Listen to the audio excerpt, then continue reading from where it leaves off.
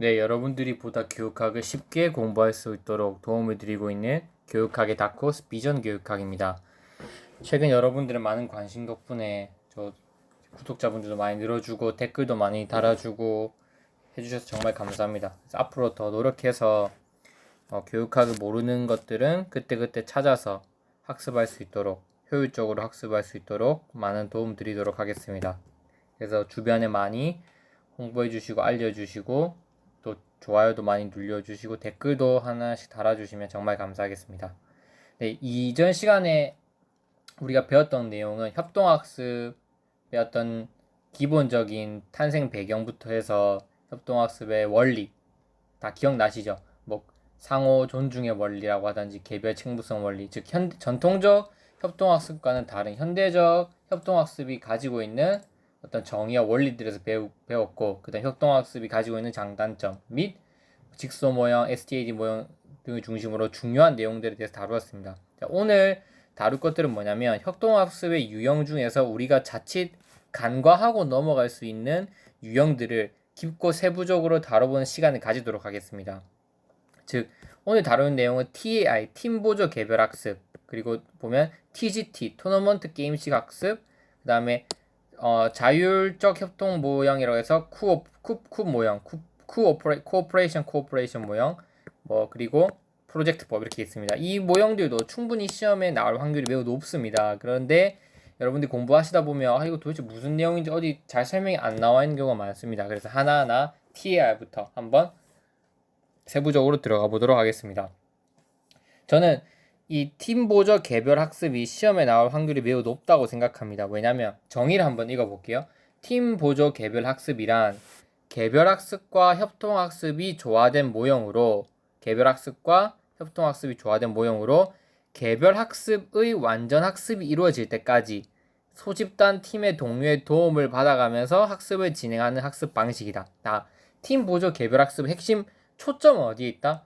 초점은 개별 학습에 있다. 단 이 개별 학습이 완전 학습이 이루어질 때 혼자서 하기 힘드니까 누구 도움을 받는다? 소집단 팀의 도움을 받는 겁니다. 그러면서 학습을 실시해 나가는 방식을 팀 보조 개별 학습입니다. 그래서 이름이 팀 보조예요.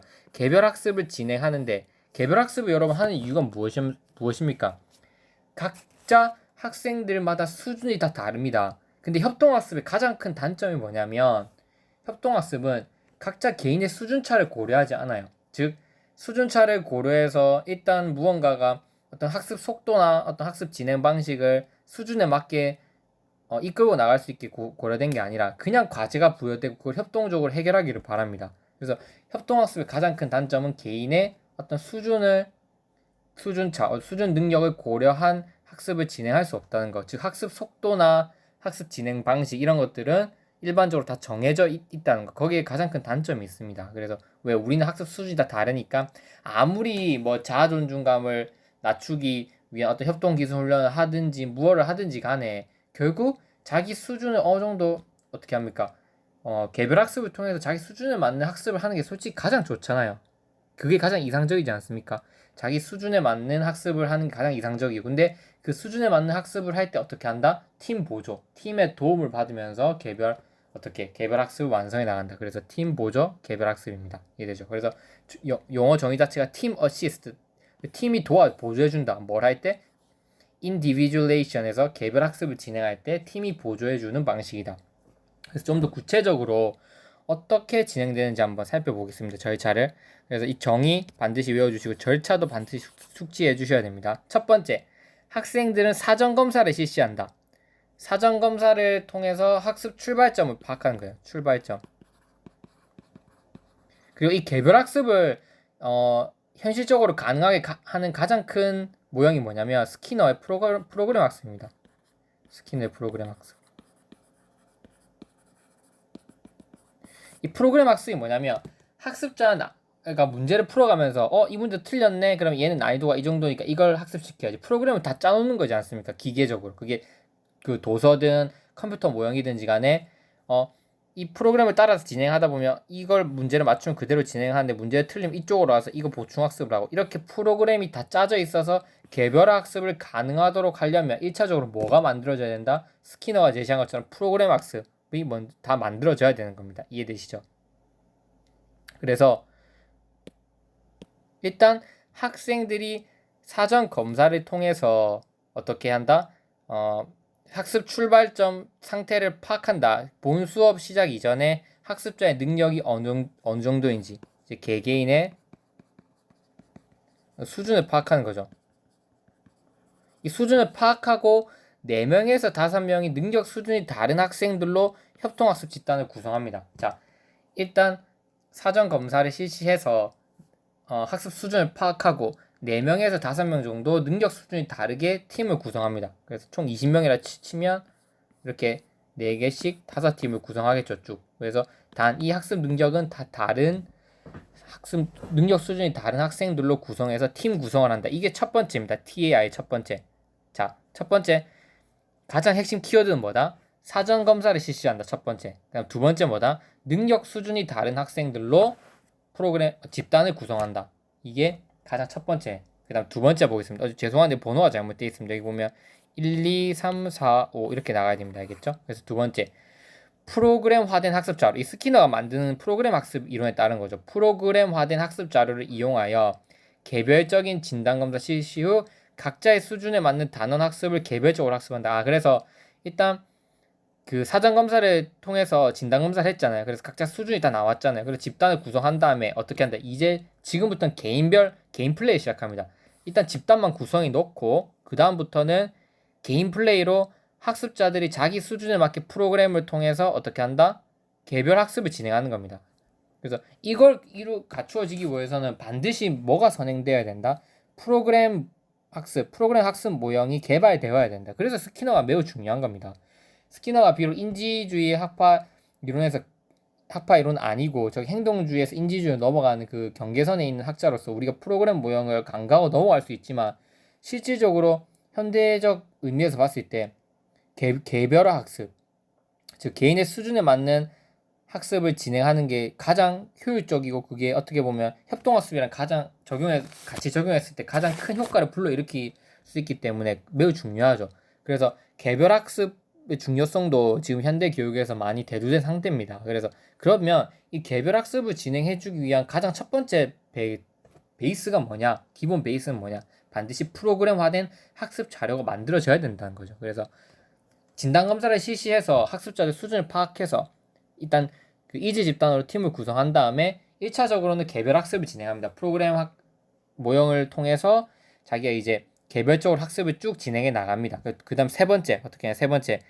개별 학습자의 완전 학습이 이루어질 때까지 동료들에게 점검을 받거나 교사의 도움을 받는, 그래서 이 개별 학습이 어느 정도 진행되고 나서, 이 개별 학습이 완전 학습에 도달해야 되는 게 결국 목표지 않습니까? 그래서 프로그램을 실시하는데 이제 이 집단 한번 칠판 여기 보실까요? 이렇게 보니까 이제 1, 2, 3, 4 학생은 이제 얘는 수준 A, B, C, D 수준의 각각 다른 수준의 개별 프로그램을 운영하고 있는 겁니다. 그래서 각각 그 개별화 프로그램에 맞게 목표에 도달하기 위해서 이때 개별 학습을 시행하잖아요. 혼자서 노력을 하는데 단 목적은 뭐다? 최종적인 목적지에 도달할 때 프로그램 학습을 통해서 혼자서 학습을 하는 건 맞아요. 이 A의 어떤 프로그램 학습법을 통해서 혼자서 이거를 학습해 나가고 그 다음에 두 번째는 D의 어떤 학습 프로그램을 통해서 개별 학습을 진행해 나가는데 그 과정에서 모르는 것이 발생할 수도 있고 혹은 도움을 청할 수도 있잖아요. 그때 어떻게 한다? 동료들이나 교사들에게 도움을 받으면서 이때 협동학습을 진행하는 거예요. 그래서 가장 큰 기본 베이스는 개인별 개별화 학습을 진행해 나가고 그 다음에 그 개별화 학습을 하는 과정에서 결국 목표에 도달을 해야 되는데 목표에 도달하는 게 뭔가 수월치 않다. 뭔가 어떤 도움이 필요할 때도 있고 어떤 많은 정보를 얻어야 될 때도 있고 뭐 비계 제공이 필요할 때도 있잖아요. 그런 다양한 도움이 필요할 때는 어떻게 동료들이나 교사의 도움을 받으면서 협동학습을 진행하는 거다. 이해되죠? 그래서 보면 어느 정도 학습 과정이 완료된 이후에는 단원 평가를 실시한다. 그래서 이제 개별 학습자가 첫 번째 그 프로그램화된 학습 자료를 통해서 개별 학습을 진행하고 그 진행 과정에서 발생할 수 있는 어떤 문제나 어려운 점을 동료들에게 점검을 받으면서 계속해서 그 완전 학습이 이루어질 때까지 이제 진행을 해 나가는데 어느 정도 학습 과정이 완료됐다고 생각하면 단원 평가를 실시합니다. 이제 핵심 키워드가 나옵니다. 단원 평가. 단원평가를 실시한다. 즉 단원평가를 실시하고 나서는 어떻게 하냐, 전체적으로 이 단원평가 문제를 풀고 상호 교환하여 채점을 하는 겁니다. 이제 학생들끼리 채점을 하는 거예요. 어느 정도 학습이 이제 거의 이루어진 것 같다. 이제는 이 프로그램도 그 프로그램화된 학습 자료도 뭐 거의 100%다 학습했고, 모르는 과정에서 친구들하고 혹은 동료들하고 교환도 많이 하면서 어느 정도 학습이 완료됐다고 판단되었을 때 단원평가를 실시합니다. 단원평가를 실시해서 어떻게 한다? 친구들끼리 상호 교환해서 채점을 합니다. 그래서 부족한 부분을 다시 피드백합니다. 단원평가를 풀어보니까 뭔가 부족한 부분이 나왔다. 그럼 다시 피드백해주고, 이렇게 문제 풀기를 진행하면서 단원평가를 80%를 맞추는 거예요. 단원평가를 이제 100점 만점이라고 치면 80점 이상 맞는 겁니다. 80점 이상 맞을 때까지 계속해서 피드백하고 교환, 어떻게 그 동료들과 함께 그 이제 고쳐 나가고, 그 다음에 또 도움받고 이렇게 하는 겁니다. 그래서 물론 이질 능력 수준이 다른 학생이라고 구성한다는 건 결국 이질 집단으로 구성한다는 건데, 자, 이질 집단으로 구성했을 때는 이런 생각하시면 안 됩니다. 학습 능력이 다소 떨어진 아이만 어떤 혜택을 받는 게 아니냐, 학습 능력이 뛰어난 학습자들은 배울 게 없는데 무슨 도움을 받냐, 이렇게 생각하시면 안 되고, 학습 능력이 뛰어난 학습자들도 자기가 아는 내용들을 그 전달하는 과정에서 지식이나 기능들이 명료화될 수 있습니다. 충분히 이해되죠? 그런 과정에서 충분히 자기 어떤 그 통제 능력이라든지 자기 인지를 다루는 기술들이 상당히 발전하게 됩니다. 혼자 하는 것보다. 그래서 반드시 이지 집단으로 구성을 하고, 그래서 어느 정도 학습이 완료됐다고 생각했을 때 단원평가 문제를 푸는데 그 단원평가 문제가 그 80점 이상이 안 된다. 그러면 다시 피드백을 하고, 그래서 80점이 될 때까지 계속 단원평가 그 문제 수준이 80점이 될 때까지는 서로 같이 문제 풀고 해결을 합니다. 이게 다 된다. 만약에 80점을 다 넘었을 때는 어떻게 최종적인 개별평가를 실시하는 겁니다. 이해되죠? 그래서 단원평가 문제 80점이 된다는 거는 모든 학습자들이 일단 그 단원에 대해서 80% 정도는 다 이해시킨다는 거죠. 그래서 모든 학습자들이 그 단어에 대해서 80% 정도 이해가 다 완료되고 나면 최종 개별평가를 실시하는 거예요. 이해되죠? 그래서 이제 그 단원평가 문제 후 개별평가, 이 단원평가 문제는 모두가 똑같은 수준의 어떤 문제를 푸는 거라고 생각하시면 됩니다. 풀어서 모두가 80점 이상을 받게 되면 최종적인 개별평가를 통해서 최종 능력을 평가받는다. 그래서 개별 시험 점수의 합이 팀 점수가 되고, 그래서 이 마지막에 개별평가를 실시했을 때 이 점수의 합이 팀 점수가 되고, 미리 설정해 놓은 팀 점수를 초과했을 때 팀이 보상을 받게 된다. 그래서 사전 진단 검사를 해서 이제 각자의 수준이 나올 거 아니에요. 그래서 예를 들면 A는 50점, B는 70점, 뭐 80, 60점 이럴 때 치자. 그러면 나는 이 학습이 끝나고 나서 70점이 될 걸 목표로 하고 80점, 70점 이렇게 될 거다라고 하는 팀 점수를 미리 설정해 놓는 거예요. 그래서 이 설정된 점수를 만약에 학습 후에 최종 개별평가를 통해서 넘어서 3명 합산한 게 이 합산한 걸 넘는다. 이거 20점, 10점, 10점이잖아요. 총 40점 팀 점수를 넘는다. 그러면 보상을 받게 되는 게 바로 TI, 팀 보조 개별 학습입니다. 이래죠. 이렇게 팀 보조 개별 학습은 앞에서 배웠던 다양한 원리들이 내포되어 있는 거죠. 이렇게 어떻게 향상 점수를 배경으로 해서 팀 보상을 받기도 하고. 근데 중요한 거는 팀 학습이 중요시되기보다는 뭔가 협동 학습이 주된 게 아니라 개별 학습이 주가 된 거고, 그 과정에서 팀 동료들의 도움을 받아가면서 단원평가의 80%를 맞춘다. 이게 팀 보조 개별 학습의 핵심 포인트입니다. 이해되시죠? 그래서 핵심 키워드는 뭐다? 사전검사, 그 다음에 능력 수준이 다른 학생, 이질 집단을 구성한다는 거. 이해되죠? 그래서 프로그램화된 학습 자료를 통해서 뭐 한다? 개별 학습을 한다. 그 다음에 개별 학습이 진행되는 과정에서 도움을 받는데, 도움을 받고 나서 뭘 한다? 단원평가를 실시한다. 단원평가는 80%를 맞추면 끝이 나고, 그 다음 개별평가를 실시한다. 그 다음 개별 시험 점수 합이 각 팀 점수가 되고, 미리 설정해 놓은 팀 점수를 초과했을 때 보상을 받게 된다. 이런 것들이 키워드입니다. 그래서 충분히 어떤 개별 학습의 문제 혹은 협동 학습의 어떤 문제로 인해서 개인별 수준에 맞는 학습을 진행할 수 없게 되었다. 이를 해결할 수 있는 방안을 써라. 그거 입장을 뭔가 슬래빈, 매든, 레비의 입장에서 서술해 보라고 한다면 팀 보조 개별 학습을 서술하셔야 되고, 그래서 이렇게까지 세부적으로는 서술 안 하셔도 그 좋은 점수를 받겠지만, 반드시 사전 검사에서 이지 집단 구성, 그 다음에 프로그램화된 학습 자료를 개별적으로 진행해 나가는 거, 그 과정에서 동료들의 도움을 받고 단원평가 실시하고 단원평가 80%가 끝나면 개별평가 실시하고 미리 설정해 놓은 팀 점수를 초과하면 팀 보상을 받는다. 이 정도 키워드는 기본적으로 암기해 놓고 계시는 게 좋습니다. 이해되죠? 그래서 팀 보조 개별 학습의 어떤 장점은 뭐냐? 우선 교사의 노력 최소화로 인해 모든 지도에 더 많은 노력을 준다. 즉 학습자 자원을 최대한 활용 가능하다. 만약에 팀 보조 개별 학습이 이미 시험 문제에 나왔고 장점만 써라 이렇게 나온다면 학습 자원을 최대한 활용 가능하다 이렇게 써주시면 돼요. 왜냐면 각자가 뭐가 됩니까? 교수 집단을 구성해서 개인 학습도 진행하고 개별 학습도 하는 과정에 서로에게 도움을 주니까 교사는 돌아다니면서 더 많은 다른 집단에게도 이렇게 여러 군데 돌아다니면서 도움을 줄 수 있겠죠. 이렇게 보면 왜냐면 이렇게 집단이 구성된다면 교사가 항상 도움을 주는 게 아니라 서로가 도움을 주고 있는 거잖아요. 개별 학습을 위해서 도움을 주고 있고 이거 자체가 뭐다?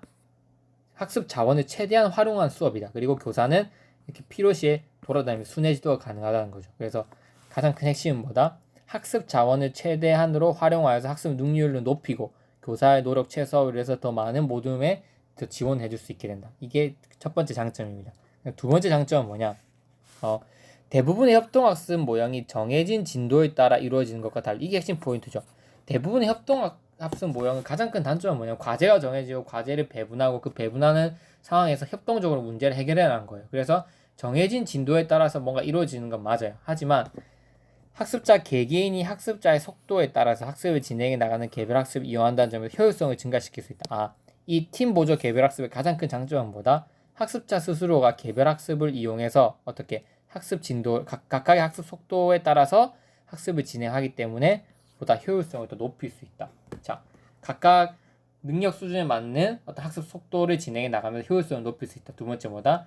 모든 학습자들이 다 자기 개별의 학습을 진행하는 거기 때문에 학습 자원을 최대한 활용 가능해서 학습의 어떤 효율성을 이끌어낼 수 있다. 이게 바로 팀 보조 개별 학습의 가장 큰 장점으로 보시면 되겠습니다. 그래서 팀 보조 개별 학습의 정의, 그 다음에 절차, 이 장점 반드시 여러분들 숙지해 주시면 시험에 저는 나올 확률이 높다고 생각하기 때문에 즉